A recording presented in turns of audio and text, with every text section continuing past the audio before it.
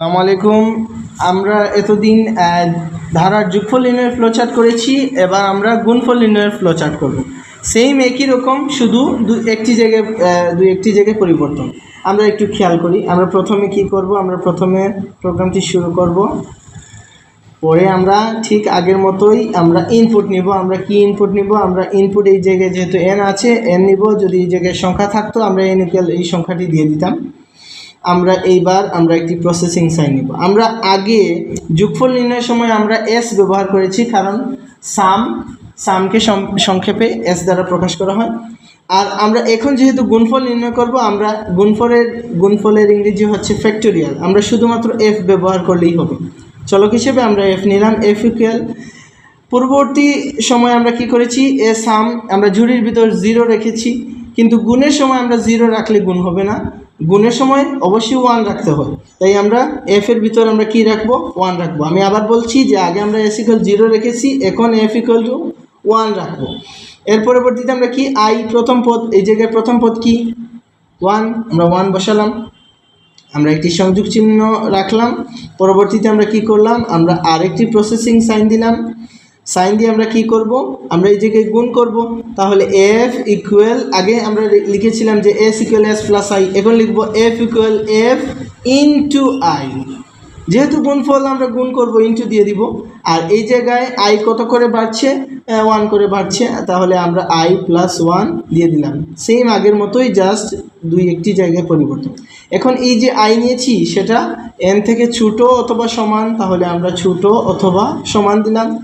যদি ইয়েস হয় তাহলে আমাদের প্রোগ্রামটি চলতে থাকবে, আর যদি ন হয় তাহলে আমরা প্রিন্ট করে ফেলবো। কি প্রিন্ট করব?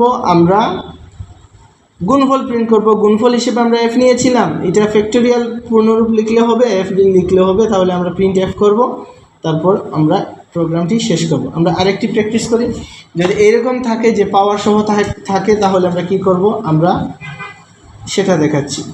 তাহলে স্টার্ট করলাম। আমরা ইনপুট হিসেবে, ইনপুট এই জায়গায় সংখ্যা আছে 100, তাহলে আমরা এন ইকুয়াল 100 নিলাম।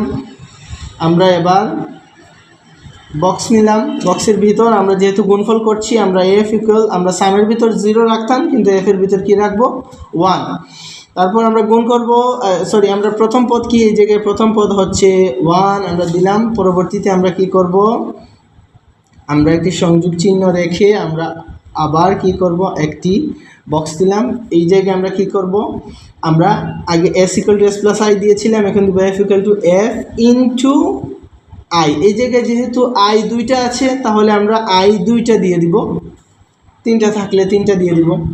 আচ্ছা, পরবর্তীতে আমরা কি করব, আই ইকুয়াল, এই জায়গায় কত করে বাড়ছে? 1 করে বাড়ছে, তাহলে আমরা আই প্লাস 1।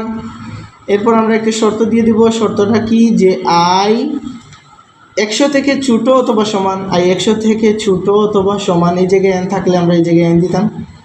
পরবর্তীতে আমরা কি করলাম, আমরা ইয়েস হলে চলতে থাকবে, আর ন হলে আমরা প্রিন্ট করে দেব। কি প্রিন্ট করব, আমরা ফ্যাক্টোরিয়াল অর্থাৎ গুণফল প্রিন্ট করব।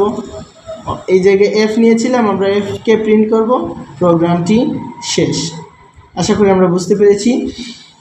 ধারার প্রোগ্রাম খুবই সহজ, একটি ধারা শিখলে সবগুলো ধারা দেয়া যায়, শুধুমাত্র 2-1টি জায়গায় পরিবর্তন। তাহলে আমরা বারবার ধারাগুলো প্র্যাকটিস করব। পরীক্ষায় খুব বেশি এই ধরনের অঙ্ক আসতে পারে, ধারার ফ্লোচার্ট অবশ্যই আসে আর কি, আর সি প্রোগ্রামিংও আসে। আমরা ইনশাল্লাহ পরবর্তী সি প্রোগ্রামিং শিখবো ইনশাল্লাহ।